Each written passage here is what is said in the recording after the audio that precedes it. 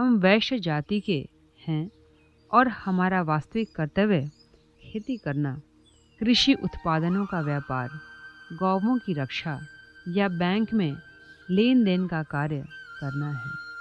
कृष्ण ने अपना संबंध वैश्य जाति से जोड़ा क्योंकि नंद महाराज अनेक गायों की रक्षा कर रहे थे और कृष्ण उनकी देखरेख करते थे।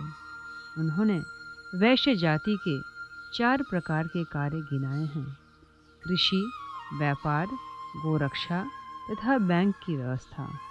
यद्यपि वैश्यगण इनमें से कोई भी कार्य कर सकते हैं, किंतु वृंदावनवासी मुख्यतः गोरक्षा में ही लगे हुए थे। कृष्ण ने अपने पिताजी को आगे भी बताया, यह दृश्य जगत प्रकृति के 3 गुणों सतो, रजो तथा तमो के अधीन चल रहा है। ये 3 गुण उत्पत्ति, पालन तथा संहार के कारण स्वरूप हैं। बादल की उत्पत्ति रजोगुण के प्रभाव से होती है, अतः वर्षा का कारण यही रजोगुण है। इस वर्षा के बाद ही जीवों को फल अर्थात कृषि कार्य में सफलता मिलती है। तो फिर इंद्र को इस कार्य से क्या प्रयोजन है? यदि आप इंद्र को प्रसन्न न भी करें तो वह क्या कर सकता है? हमें इंद्र से कोई विशेष लाभ नहीं मिलता। यदि वह हो भी तो वह समुद्र के ऊपर भी तो जल बरसाता है जहाँ उसकी कोई आवश्यकता नहीं है। अतः हम पूजा करें या न करें, वह समुद्र तथा पृथ्वी पर जल की वर्षा करता है। जहाँ तक हमारी बात है, हमें किसी अन्य नगर या गांव या विदेश जाने की आवश्यकता नहीं है। नगरों में बड़े बड़े महल हैं, किंतु हम तो वृंदावन के इसी जंगल में रहने से ही संतुष्ट हैं। हमारा संबंध गोवर्धन पर्वत तथा वृंदावन के जंगल से है, अन्य कहीं से नहीं। अतः हे पिता, मेरी आपसे प्रार्थना है कि आप ऐसा यज्ञ करें जिससे स्थानीय ब्राह्मण तथा गोवर्धन पर्वत संतुष्ट हो सकें। हमें इंद्र से कोई सरोकार नहीं है। कृष्ण के इस कथन को सुनकर नंद महाराज ने उत्तर दिया, मेरे बेटे, चूंकि तुम कह रहे हो, इसलिए मैं स्थानीय ब्राह्मणों तथा गोवर्धन पर्वत के लिए एक पृथक यज्ञ का आयोजन किए देता हूँ, किंतु इस समय मुझे यह इंद्र यज्ञ करने दो। किंतु कृष्ण का प्रत्युत्तर था, पिताजी, आप विलंब न करें। आप गोवर्धन पर्वत तथा स्थानीय ब्राह्मणों के लिए जिस यज्ञ का प्रस्ताव रख रहे हैं, उसमें काफ़ी समय लगेगा। अतः अच्छा हो यदि इंद्र यज्ञ के लिए आपने जितनी तैयारियां की हैं, उनसे तुरंत गोवर्धन पर्वत तथा स्थानीय ब्राह्मणों को संतुष्ट कर दिया जाए। अंततो गत्वा महाराज नंद को पसीजना पड़ा। तब ग्वालों ने कृष्ण से पूछा कि वे यज्ञ को किस तरह करना चाहते हैं। तो कृष्ण ने उन्हें ये आदेश दिए, यज्ञ के लिए एकत्र किए गए अन्न तथा घी से विविध पकवान यथा चावल, दाल, हलवा, पकौड़ी, पूड़ी तथा दूध के व्यंजन यथा खीर, रबड़ी, रसगुल्ला, संदेश एवं लड्डू बनाए जाएं। और फिर विद्वान ब्राह्मणों को बुलवाकर वैदिक मंत्रों के उच्चारण सहित अग्नि को आहुति प्रदान की जाए। ब्राह्मणों को दान में सभी प्रकार के अन्न दिए जाएं।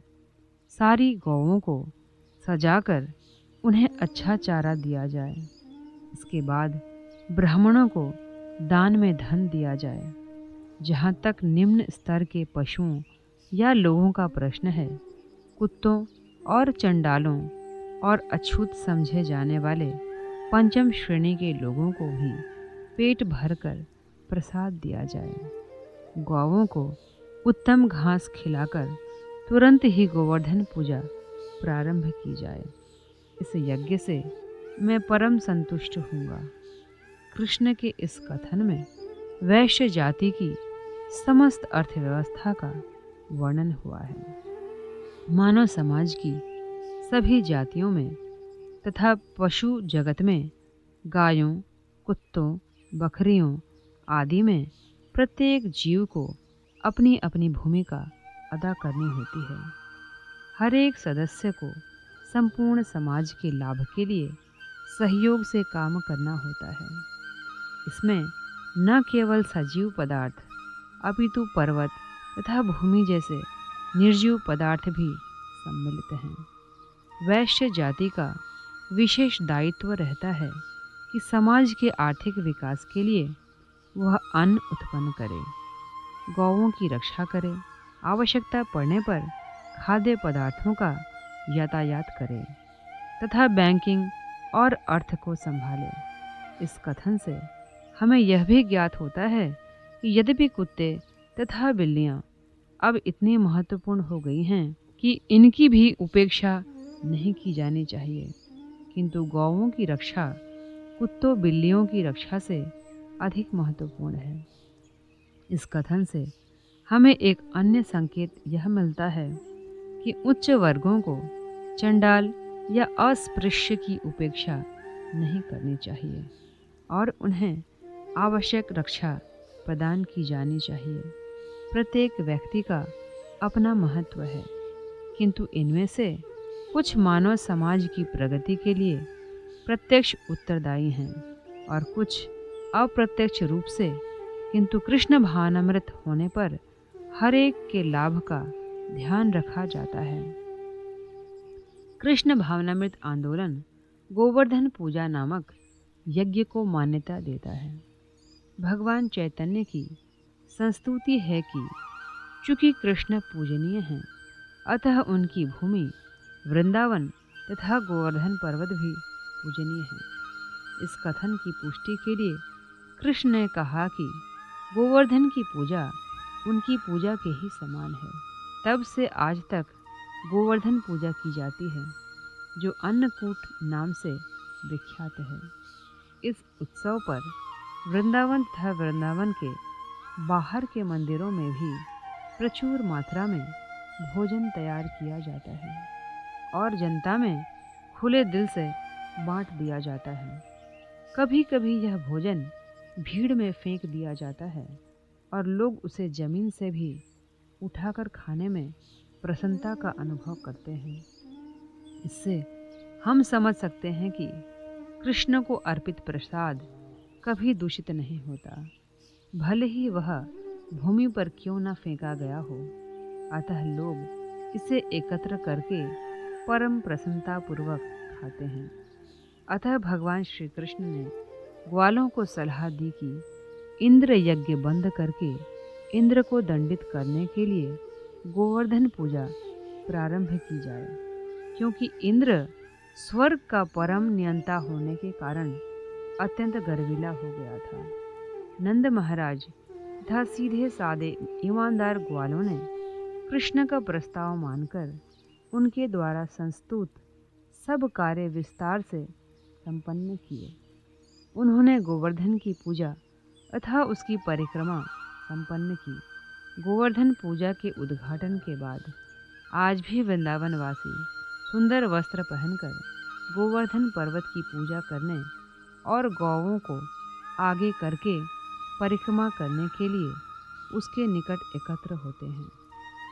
भगवान के आदेशानुसार नंद महाराज तथा ग्वालों ने विद्वान ब्राह्मणों को बुलाया और वैदिक मंत्रोच्चार के साथ प्रसाद समर्पण करके गोवर्धन की पूजा की। वृंदावन वासी एकत्र हुए। उन्होंने अपनी अपनी गौवें सजाई और उन्हें हरी हरी दूब दी। फिर गौवों को आगे करके गोवर्धन पर्वत की परिक्रमा करने लगे। गोपियों ने भी अपने को अच्छे वस्त्रों से सजाया और वे बैलगाड़ियों में बैठकर कृष्ण की लीलाओं का कीर्तन करने लगी। यहाँ एकत्रित ब्राह्मणों ने गोवर्धन पूजा के लिए पुरोहित बनकर ग्वालों तथा उनकी पत्नियों गोपियों को आशीर्वाद दिया। जब सब कुछ पूरा हो गया तो कृष्ण ने महान दिव्य रूप धारण किया और वृंदावन वासियों के समक्ष घोषित किया कि वे स्वयं गोवर्धन पर्वत हैं, जिससे भक्तों को विश्वास हो जाए कि स्वयं कृष्ण तथा गोवर्धन पर्वत अभिन्न हैं। तब वहाँ पर अर्पित सारे व्यंजनों भोग को कृष्ण खाने लगे। आज भी कृष्ण तथा गोवर्धन पर्वत की अभिन्नता का सम्मान किया जाता है और परम भक्तगण गोवर्धन पर्वत से शिलाखंड लेकर उसकी उसी प्रकार पूजा करते हैं जिस प्रकार मंदिरों में कृष्ण के श्री विग्रह की हैं। इसीलिए कृष्ण भावनामृत अनुयायी गोवर्धन पर्वत से छोटी छोटी शिलाएं एकत्र करके अपने घर में उनकी पूजा कर सकते हैं, क्योंकि यह पूजा श्री विग्रह पूजा के ही समान है। जिस रूप में कृष्ण ने भोग लगाया था उसको अलग से बनाकर कृष्ण तथा अन्य वृंदावन वासियों ने उसे तथा गोवर्धन पर्वत को नमस्कार किया। साक्षात कृष्ण तथा गोवर्धन पर्वत के विशाल रूप को नमस्कार करते हुए कृष्ण ने उस सभा में घोषित किया, जरा देखो तो कि गोवर्धन पर्वत किस प्रकार यह विशाल रूप धारण किए है और सारी भेंटें स्वीकार करके हम पर अनुग्रह कर रहा है। मैंने स्वयं गोवर्धन की पूजा जिस प्रकार से संपन्न की है, यदि कोई उस रूप में नहीं करेगा तो वह सुखी नहीं रहेगा। गोवर्धन पर्वत में अनेक सर्प हैं और जो गोवर्धन पूजा संबंधी निर्धारित कर्तव्य का पालन नहीं करेगा उसे ये सांप काटेंगे और वह मर जाएगा। गौवों तथा अपने कल्याण के लिए विश्वस्त होने के लिए गोवर्धन के निकटवर्ती समस्त वृंदावन वासियों को इस पर्वत की पूजा उसी रूप में करनी चाहिए जैसा मैंने बताया है।